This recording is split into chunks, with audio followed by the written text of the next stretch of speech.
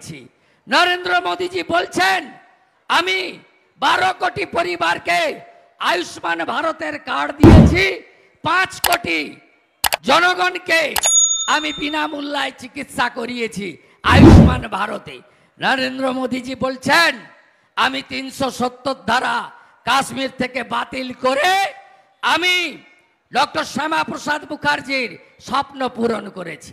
নরেন্দ্র মোদীজি বলছেন আমি মুসলিম মহিলাদের উপর অত্যাচার বন্ধ করে ট্রিপল তালাক খতম করেছি। নরেন্দ্র মোদীজি বলছেন আমি 500 বছরের সনাতনের স্বপ্ন পূরণ করে শান্তিপূর্ণ উপায়ে রাম মন্দির উদ্বোধন করিয়েছি। নরেন্দ্র মোদীজি বলছেন আগামী 5 বছর আমি আরো 3 কোটি পাকা বাড়ি করতে চাই। আমি নলবাহিত জল দিয়েছি, আমি নলবাহিত রান্নার গ্যাস দিতে চাই।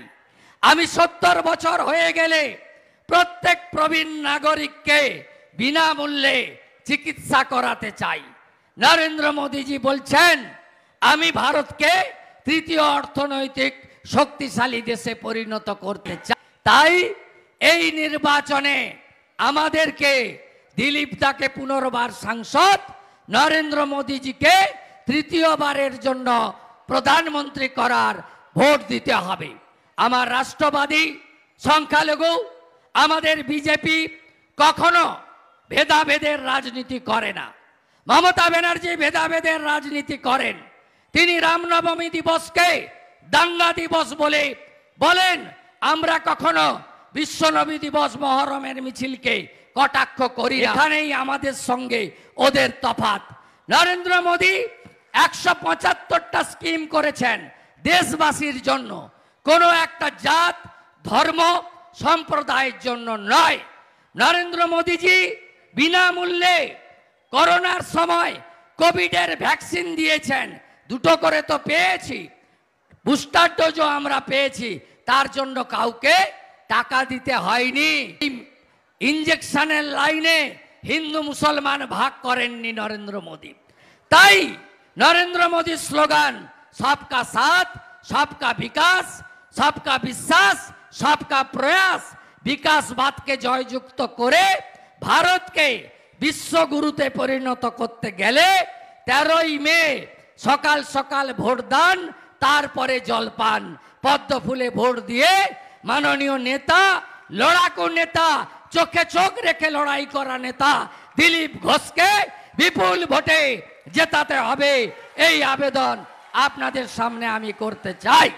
আপনারা জানেন তৃণমূল কি বলছে? বলছে লক্ষ্মীর ভান্ডার কেড়ে নেব, ওটা ওর বাপের টাকা। আপনারা নিশ্চিন্ত থাকুন, আমরা কখনো বলি না 50 লক্ষ কৃষক পিএম কিষাণ সম্মান নিধি পান, 2 দিন আগে অ্যাকাউন্টে টাকা ঢুকেছে। আমরা বলি না যে পদ্মে ভোট না দিলে পিএম কিষাণ সম্মান নিধি বন্ধ করে দেব। এখানেই আমাদের সঙ্গে তৃণমূলের পার্থক্য। এই গুন্ডা তৃণমূলকে আমরা অনেকটাই জব্দ করেছি, আগের মতো আর আওয়াজ নেই, অনেক কমে গেছে আওয়াজ। বাকি আওয়াজও নরেন্দ্র মোদীজি তৃতীয়বার প্রধানমন্ত্রী হলে আমরা বন্ধ করব। আমি আপনাদের কথা দিতে পারি, বিজেপি সরকার পশ্চিমবঙ্গে আপনারা আনবেন, ডবল ইঞ্জিন সরকার হবে, সুশাসন আর সুরক্ষা, অন্নপূর্ণা ভান্ডার 3000 টাকা মাসে আমরাই দেব, প্রতি বছর চাকরি, মেধা অনুযায়ী চাকরি আমরাই অন্নদাতা কৃষকদের বলি।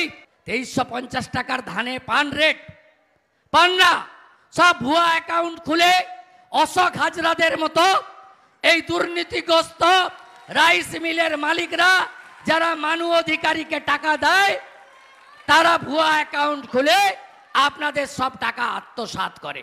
আমরা ছত্তিশগড়ে 3100 টাকা কুইন্টালে বিষ্ণুদেব সাই জনজাতি মুখ্যমন্ত্রী ধান ক্রয় করেন। বিজেপি পারে?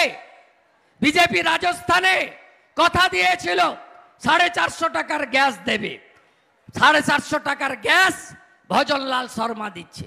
যোগীজি 6000 টাকা পিএম কিষাণের সঙ্গে আরো 6000 দিয়ে 12000 টাকা কৃষক পরিবারকে দেন। এটাই বিজেপি। বিজেপি আগামী দিনে বাংলায় এই কাজ করতে চায়। মান গোবিন্দ অধিকারী মস্তানিটা বন্ধ করুন। আপনি বড় মস্তান, ভূমি কর্মাধ্যক্ষ হয়ে বসে আছেন।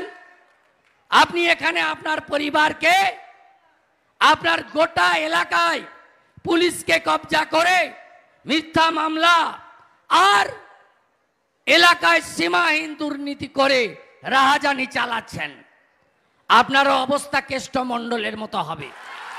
পাশে বীরভূম, বড় বড় কথা বলতো ভোটের আগে, গুড় বাতাসা, উন্নয়ন দাঁড়িয়ে আছে, চড়াম চড়াম ঢাকের আওয়াজ। কেষ্ট এখন কোথায় বন্ধু? কেষ্ট কোথায় এখন? সকন্যা গড়াগড়ি খায় কিতিহারে। শাহজাহান কোথায় এখন? পিঠা খেতে পারবে? আর এখানকার যারা পিঠা খাচ্ছে মাঝরাতে, ওই খোকন দাস থেকে মাধু অধিকারী, এদের পিঠা খাওয়া বন্ধ করতে হবে। বন্ধ করতে গেলে পদ্ম ফুলে ভোট দিতে হবে। বন্ধু, ইলেকট্রিক বিলটা দেখেছেন নাকি? জানুয়ারির বিলটা আর এপ্রিলের বিলটা আমি গুঁতা দিয়েছি বলে সাংবাদিক সম্মেলন করে বলেছে না না আগের মতোই থাকবে। কি করেছিল জানেন? 389 ইউনিটে যে রেট ছিল, 118 ইউনিটে যে বেনিফিট পেতেন 389 করে দিয়ে 9 টাকা 22 পয়সা ইউনিট করে দিয়েছিল এই চোর মমতা। গোটা রাজ্যটাকে শেষ করেছে। 2 কোটি বেকার, ভাতারের গ্রামে গ্রামে পরিযায়ী শ্রমিক বাইরের রাজ্যে কাজে চলে যায়। টাটার কারখানা দাঁড়িয়েছে এই 3 বছরে। Naihati jute mill, Gondalpara jute mill, Telinipara jute mill, ডানকুনির বিস্কুট কারখানা, বোলাগড়ে সুতোর কারখানা সব বন্ধ হয়ে গেছে। 2 কোটি বেকার, 50 লক্ষ পরিযায়ী শ্রমিক। সিপিএম রেখে গেছিল 1,98,000 কোটি টাকার ঋণ। ইনি করেছেন পিসিআর ভাইপো মিলে 6,93,000 কোটি টাকা ঋণ। একটা শিশু জন্মালে 64,000 টাকা ঋণ নিয়ে জন্মাচ্ছে। তাই এই তৃণমূলকে হারাতে হবে। কদিন আগে বলেছে, বিরোধীরা বলে, আমি বলি বেশি, পিসিআর ভাইপো নাম ধরে বলুক, দেখে নেব। নাম বলে গেলাম, পিসির নাম মমতা ব্যানার্জি, ভাইপোর নাম অভিষেক ব্যানার্জি। যা করার আছে করে নেন, যা করার আছে করে নেন। আপনাকে আমি ভয় করি না। আপনার কোম্পানিতে আমি কর্মচারী ছিলাম, আমি ছুঁড়ে ফেলে দিয়ে চলে এসেছি। আপনাকে হারিয়েছি, আপনাকে প্রাক্তন করব। দিলীপদাকে জেতাবেন তো? কাজের লোক আছে, কাজের লোক আছে। পার্লামেন্টে 100 দিনের মধ্যে 99 দিন থাকে। মন্ত্রীদের ধরে ধরে কাজ করে। অনেক বড় মাপের নেতা। প্রধানমন্ত্রী নিজে ডাইরেক্ট চেনেন, কারো ভায়া যেতে হয় না। এই রকম একজন লোককে জেতান। বর্ধমান অনেক কষ্টে আছে, দুর্নীতি, মাতব্বরি, 21-এর ভোটের পরে অত্যাচার, 3 জন খুন হয়েছে এখানে। এখানে যা হচ্ছে একে বন্ধ করতে গেলে এই রকম একটা বড় মাপের নেতাকে সংসদে পাঠাতে হবে নরেন্দ্র মোদীজির হাত শক্তিশালী করার জন্য। তৃণমূল কংগ্রেস 8,200 স্কুল বন্ধ করেছে আর 21,000 নতুন মদের দোকান দিয়েছে। ভাতা, ভিক্ষা, ভর্তুকি আর ডিয়ার লটারি। লটারি কাটো, সর্বশান্ত হও। কেউ কোটি টাকা পায় না। কোটি টাকা জিতেছে অনুব্রত মণ্ডল, তার কন্যা, নলাটির এমএলএ রাজেন্দ্র সিংয়ের ভাই, জোড়াসাঁকর এমএলএ বিবেক গুপ্তার বউ। এটা ভাইপো লটারি। গোটা রাজ্যটা শেষ, যুব সমাজ শেষ। আর সীমাহীন অত্যাচার মহিলাদের উপরে। হাঁসখালি থেকে শুরু করে সন্দেশখালি, কোথাও বাকি নেই। বিশেষ করে তফসিলি জাতি, জনজাতি, ওবিসি হিন্দুদের অবস্থা শেষ করে দিয়েছে। ওবিসি বি বানিয়েছে। সব জায়গায় অত্যাচারিত হচ্ছে এসসি, এসটি এবং মাইনরিটিরা। মুসলিমদের ইচ্ছা আছে নাকি দল বেঁধে ভোট দেওয়ার? কি পেয়েছেন আপনারা? মমতা ব্যানার্জি তো আপনাদের তেজপাতা বলে মনে করে, তরকারিতে লাগে, খাওয়া যায় না। বকটুইতে ভাদু আনারুল পুড়িয়ে মারলো 7টা মুসলিম মহিলা, 4টা শিশুকে। কদিন আগে গাড়ির নিচে 5 তলা বাড়ি চাপা পড়লো। ববি হাকিম চাপা পড়েনি, শামস ইকবাল চাপা পড়েনি, 12টা গরিব মুসলমান চাপা পড়েছে। তারপরেও ভোট দেবেন? এদের সরাতে হবে। পিসি ভাইপোর হাত থেকে বাংলা বাঁচাতে হবে। রামনবমীর মিছিলে পাথর পড়ে কেন? কোন রাজ্যে তো হয় না, কোন রাজ্যে হয় না। সরস্বতী মন্ত্র ভুল, চণ্ডীপাঠ ভুল, যা খুশি করে বেড়াচ্ছে সনাতনকে নিয়ে। সহ্য করবেন আপনি? মায়েরা বলুন তো, দুর্গাপুজো আমাদের সবচেয়ে বড় পুজো, পিতৃপক্ষে পুজো উদ্বোধন করা যায়। ইনি যান ফিতা কাঁচি নিয়ে ঘুরে বেড়ান। ইনি আমাদের পুজোগুলোকে কালচারাল প্রোগ্রাম করতে চাইছেন, মেনে নেবেন তো? 5000 বছরের পুরনো আমাদের সনাতনী সংস্কৃতি মেনে যদি না নেবেন, ভোটটা পদ্ম ফুলে দিয়ে হীরক রানীকে বলুন, হীরক রানী, হীরক রানী, হীরক রানী। সবাই ভালো থাকবেন, যে তারপরে আবার দেখা হবে। প্রত্যেক বুথে 6টা করে প্যারামিলিটারি, ওয়েব ক্যামেরা। মানু অধিকারী শুনুন কান খুলে, একটা বুথও লুট করতে আপনাকে দেব না। আপনি আমাদের অনেক নেতাদের মেরেছেন, যুব মোর্চার নেতাদের মেরেছেন, আমাদের কর্মীদের মেরেছেন অনেক। আমি আলাদা করে নাম বলছি না, গত 1 বছরে বহু কর্মী আক্রান্ত হয়েছে এখানে।